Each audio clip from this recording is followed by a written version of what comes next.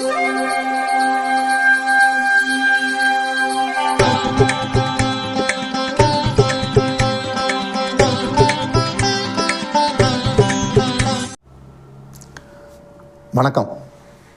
வசந்த காலம் YouTube channel வாயிலாக ஜோதிடர் சண்முகப்பிரியன், சென்னை அடையார்லேருந்து. இன்றைக்கி நம்ம ஒரு முக்கியமான வீடியோ பார்க்க போகிறோம். அது என்னென்னா, ஆடி மாதத்தில் என்ன செய்யலாம், என்ன செய்யக்கூடாது அப்படிங்கிற ஒரு வீடியோ தான் இது. இது ஏன் இப்போ நான் இந்த வீடியோ போடுறேன் அப்படின்னா, இன்றைக்கி காலையில் நம்மக்கிட்ட ஒரு 2 பேர் ஜோசியம் பார்க்க வந்தாங்க. அவங்க எழுப்பிய ஒரு சந்தேகம், கேள்வி, அது எல்லாருக்கும் இருக்கும் அப்படிங்கிறத வச்சு நம்ம இன்றைக்கி அப்படியே நம்ம ஆஃபீஸ்லேயே கேமராவை ஆன் பண்ணி ஒரு வீடியோ அப்லோட் பண்ணிடலாம் அப்படிங்கிற ஒரு எண்ணம் வந்தது. அது என்ன அப்படின்னம்னா, இப்போது ஒருத்தங்க வராங்க, ஒரு பேரண்ட்ஸு ஒரு பொண்ணுடைய ஜாதகத்தை எடுத்துகிட்டு வராங்க. அந்த பெண்ணும் கூட வந்திருக்காங்க. அந்த பெண்ணுக்கு திருமணம் தடையாகுது. நிறையா பேர்கிட்ட ஜோசியம் பார்த்துருக்காங்க. நிறையா கோயில்கள், பரிகாரங்கள் எல்லாமே பண்ணிட்டாங்க. ஜாதகத்தை நம்மகிட்டையும் காட்டுறாங்க. காட்டும்போது அந்த ஜாதகத்தை நம்ம எடுத்து பார்த்தோம்னா 7ஆம் இடத்துல சுக்கிரன் உட்கார்ந்திருக்கார். இது ஜோசியம் தெரிஞ்சவங்களுக்கு தெரியும். சுக்கிரன் 7ஆம் இடத்துல இருக்கக்கூடாது. காரகோ பாவநாசம். 2-7 கூடிய கிரகங்கள் நீச்சம். 2-7 கூடிய கிரகம் நீச்சமாகுது. இந்த மாதிரி ஒரு அமைப்பில் அந்த ஜாதகம் வந்திருக்கு.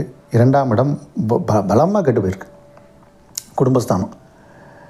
அப்போது அவங்களுக்கு நம்ம என்ன பண்ணுறோம், ஒரு சில கோயில்கள், ஒரு சில பரிகாரங்களை அவங்களுக்கு நம்ம பரிந்துரை பண்ணுறோம். இந்த கோயிலுக்கு போங்க, இந்த காரியத்தை செய்யுங்க. அது ஒரு பக்கம் இருந்தாலும், உங்களுடைய இப்போ நேரம் நமக்கு இல்லை. அந்த பொண்ணுக்கு ஏற்கனவே வயசு 27 தாண்டிடுச்சு. நீங்கள் சீக்கிரமாக இந்த ப்ராசஸ் ஸ்டார்ட் பண்ணணும். இல்லைங்க, நாங்கள் ஏற்கனவே பண்ண விஷயந்தான், பண்ணியிருக்கோம், ஆல்ரெடி எல்லா மேட்ரிமோனிலையும் ஜாதகம் இருக்குது அப்படின்னாங்க. இதில் ஒரு சின்ன ஒரு கரெக்ஷன் மட்டும் நான் சொல்லியிருந்தேன். ஏன்னா நான் பார்க்குறது வாக்கிய முறையில் தான் பார்ப்பேன். அதில் அந்த நட்சத்திரம் மட்டும் மாறிச்சு. இந்த நட்சத்திரம் மாறினதுனால, நம்ம இந்த நட்சத்திரத்தை நீங்கள் வச்சுருக்கீங்கன்னு சொல்லி நான் ஒரு பிரிண்ட்டு போட்டு, இனிமேல் இந்த நட்சத்திரத்துக்கான இந்த அந்த பொண்ணுக்குன்னு ஒரு சில நட்சத்திரங்கள் சேரும், அதை எல்லாத்தையும் எடுத்து கொடுத்து இந்த நட்சத்திரங்கள்லாம் சேரும், இனிமேல் நீங்கள் ஃப்ரெஷ்ஷாக பயோடேட்டா ரெடி பண்ணி உங்களுடைய மேட்ரிமோனிலாம் அப்லோட் பண்ணுங்கள். அதுக்கு முன்னாடி நமக்கு குலதெய்வம் கோயிலுக்கு போய் அதை வச்சு எடுத்துகிட்டு வரணும். அதுக்கு இப்போ நேரம் இல்லை. அதனால் நீங்கள் என்ன பண்ணுங்கள், வீட்டிலேயே குலதெய்வம் முன்னாடி இந்த ஃபோட்டோவில் முன்னாடி இந்த ஜாதகத்தை வச்சு ஸ்டார்ட் பண்ணுங்கள், நாளைக்கே ஆரம்பிங்க அப்படின்னு ஒரு வார்த்தை சொன்னேன். இன்றைக்கி இது ரெக்கார்ட் பண்ணிக்கிட்டு இருக்கும்போது தேதி என்னென்னா 16/7/2024. நாளைக்கு 17/7, ஆடி மாதம் 1. அவங்க என்ன சொல்கிறாங்கன்னா, ஆடி மாதம் நாங்கள் செய்ய மாட்டோம், செய்யக்கூடாதுல்ல சார், நீங்களே சொல்கிறீங்களே ஜோஷியரே அப்படிங்கிறாங்க. ஆடி மாதம் என்ன பண்ணணும், என்ன பண்ணக்கூடாதுங்கிறது தான் இன்றைக்கி வீடியோவே. அதாவது பொதுவாக ஆடி மாதத்தில், அதுவும் அதாவது ஆடியில் 2 விஷயந்தாங்க பண்ணக்கூடாது, பண்ண மாட்டாங்க. ஆடி மாதம் கிரகப்பிரவேசம் பண்ணக்கூடாது, புது வீடு குடி போகக்கூடாது, பால் காய்ச்சி நீங்கள் வீடு மாற்றுறதும் வேண்டாம், பண்ணக்கூடாது. மற்றொன்று, திருமண முகூர்த்தங்கள் பண்ண மாட்டாங்க. ஆனால் நம்ம திருமணத்தை அவங்கள செய்ய சொல்லலை. வரன் பார்க்குறது, ஜாதகத்தை பரிவர்த்தனை பண்ணுறது, ஜோசியர்கிட்ட கொண்டு போய் இந்த ஜாதகம் சேருமான்னு கேட்குறது, பொருத்தம் பார்க்குறது, அதே மாதிரி பெண் வீட்டார் மாப்பிள்ளை வீட்டார் இருவரும் பேசுகிறது, ஒரு பொது இடத்துல சந்திக்கிறது, உங்களுக்குள்ளே எல்லாம் சரியாக வருமானதை தெரிஞ்சுக்கிறது, இந்த ப்ராசஸ் எல்லாமே செய்யலாம். ஒரு நல்ல நாள் பார்த்து அதுக்கப்புறம் நீங்கள் உங்களுடைய சம்பிரதாயப்படி பெண்ணுக்கு என்னென்ன பண்ணணுங்கிறத ஒரு டேட்டு ஃபிக்ஸ் பண்ணி நீங்கள் பண்ணலாம். இதெல்லாம் நீங்கள் பண்ணலாம். அதுக்கப்புறம் முகூர்த்த நாள் ஃபிக்ஸ் பண்ணுறதுலாம் கூட ஜோசியர்கிட்ட போய் கேட்டு என்னைக்கு முகூர்த்தம் ஃபிக்ஸ் பண்ணலாம், என்னைக்கு நிச்சயதாம்பலம் மாற்றிக்கலாம், இந்த மாதிரி சகல விஷயத்தையும் கேட்கலாம்.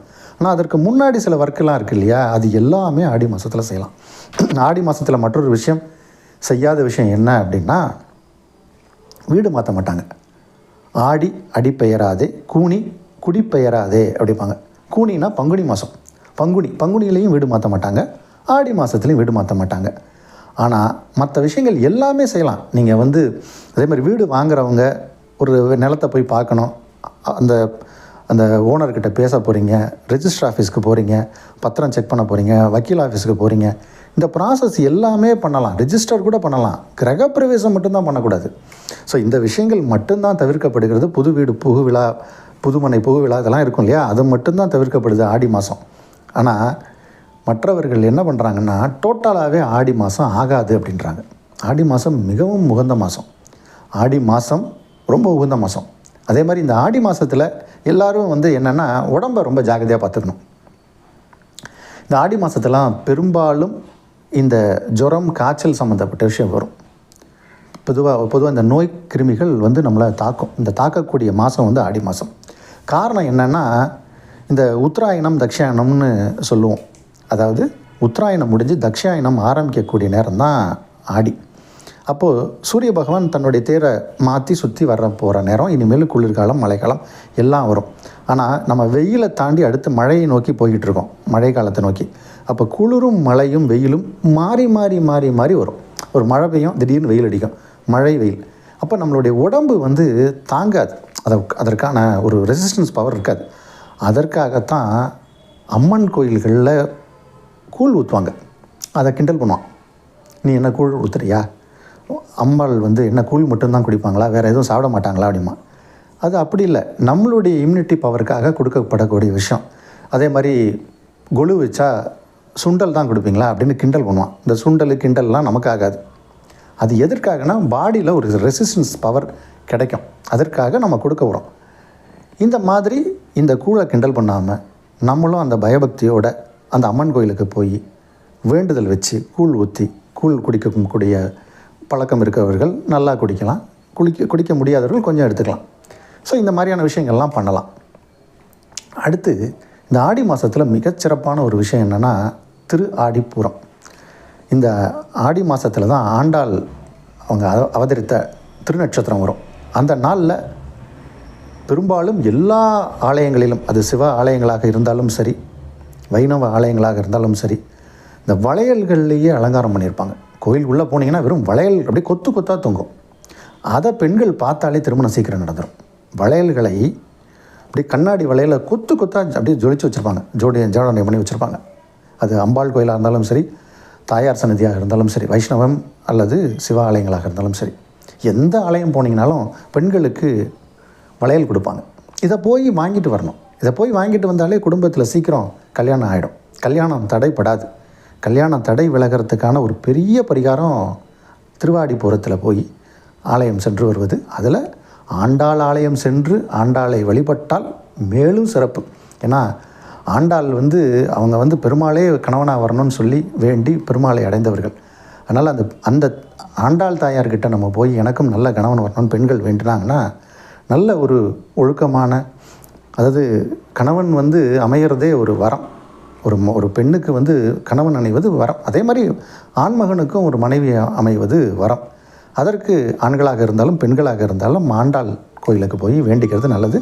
அது இந்த ஆடி மாதத்தில் தான் வரும். அதனால் அந்த ஆடி மாதத்தில் வரக்கூடிய பூர நட்சத்திரங்கிறது ரொம்ப ரொம்ப ரொம்ப சிறப்பு. அதனால் நீங்கள் ஒவ்வொருவரும் இந்த மாதத்தை வந்து நம்ம வந்து வேண்டான்னு ஒதுக்காகாமல், ஒவ்வொரு மாதமும் முக்கியமான மாதம்தான் நம்ம தமிழ் மாதத்தில். அதில் இந்த ஆடி மாதத்தை வேறு எந்த ஒரு காரணத்திற்காகவும் தவிர்க்காதீர்கள். ஏன்னா இப்போது அந்த பொண்ணு ஒன்று வந்தாங்க, அவங்க ஃபேமிலி வந்தாங்க, அவங்களுக்கு நம்ம ரொம்ப புத்திமதி சொல்லி தான் அனுப்பிச்சோம். அந்த பொண்ணுக்கு ஆல்ரெடி 27 வயசு. இப்போது இந்த ஒரு மாதத்தை ஒரு காரணங்களால் அவங்க தள்ளி விட்டாங்கன்னா தள்ளி போய்கிட்டே தான் இருக்கும். நம்ம வாலண்டரியாக தள்ளக்கூடாது. வருவது வரும், அதை ஏற்றுக்கணும். நம்ம அதுக்கான முயற்சியை செஞ்சுக்கிட்டே இருக்கணும். முயற்சி தான் திருவினையாக்கும். ஜோசியர் நாங்கள் என்ன பண்ணுறோம், இந்த காரியத்தை இப்போ நீங்கள் செய்யுங்க, உங்களுக்கு சக்ஸஸ்ஃபுல்லாக இருக்கும்னு நாங்கள் சொல்கிறோம். அதை ஏற்றுக்கணும். அதே மாதிரி கோயில்களுக்கு போகிறதும் உங்களுடைய ஆத்மார்த்தமாக, ஜோசியர் இந்த கோயிலுக்கு போக சொல்லியிருக்கார். எந்த கோயிலுக்கு போனாலும் பலன் உண்டுங்க. உங்கள் வீட்டு பக்கத்தில் ஒரு பிள்ளையார் கோயில் இருந்தாலும் அந்த கோயில் உங்களுக்கு பலனை தான் அளிக்க போகுது, அதில் மாற்றுக்கருத்தே கிடையாது. ஆனால் ஜோசியர் சொல்கிற கோயிலுக்கு என்ன அப்படி மகத்துவம் அப்படின்னு பார்த்தீங்கன்னா, இப்போ நீங்கள் உங்கள் வீட்டில் வந்து வெயில் நல்லா அடிக்குது, வெயில் இல்லாத இடம் இல்லை, வெளிச்சம் இல்லாத இடம் இல்லை. ஆனால் ஒரு வடகம் காய வைக்கிறதுக்கு மாடிக்கு போகிறீங்க. ஒரு பர்டிகுலர் நேரத்தில் மட்டும் ஒரு குறிப்பிட்ட இடத்துல சூரிய வெளிச்சம் படுது. அப்போ அங்கே நீங்கள் அந்த வடகத்தை வைக்கும்போது அது வேகமாக காயுது. அதே நேரத்தில் சூரியன் வெளிச்சம் படாத இடத்துல நீங்கள் அந்த வடகத்தை காய வைப்பீங்களா? மாட்டிங்க. அப்போது இந்த கிரகங்களுக்கு ஆக்கிரண சக்தி நிறைந்த கோயில்கள்னு சில கோயில் இருக்கும். அதை தான் ஜோசியர்கள் பரிந்துரை பண்ணுவாங்க. இந்த கோயிலுக்கு நீங்கள் போங்க, உங்கள் மகளுக்கு கல்யாணம் ஆகும், சீக்கிரம் ஆகிடும் அப்படின்னு சொல்லுவாங்க.